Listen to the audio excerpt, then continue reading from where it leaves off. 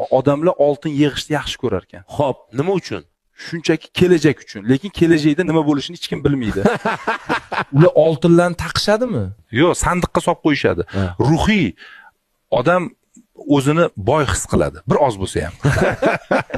Odamlarda to'y degan marosim bor. Ha, eshitganman, xursandchilik. Yo'q, bu marosim kim ko'proq qarz bilan kirishini aniqlash marosimi. Odamlar to'yda oltin sovg'a qilishar ekan.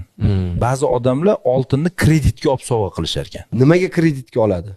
Chunki odamlar nima deydi degan gaplar foizsiz kreditdan qimmatroq. To'y tugagach bu oltinlar nima bo'ladi? Ishlatishadimi? Avval Instagram, keyin sandiq, keyin kredit yopish uchun ishlatiladi. Demak, bu oltin boylikmi? Yo'q.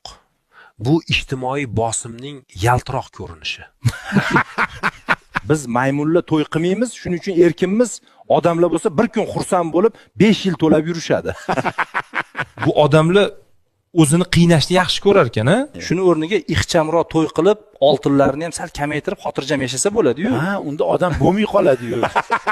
Mana ixchamroq oltinlar kerak bo'lsa, Durdekka murojaat qilsanglar, xohlagan grammda oltin slitkalarini qilib berishadi.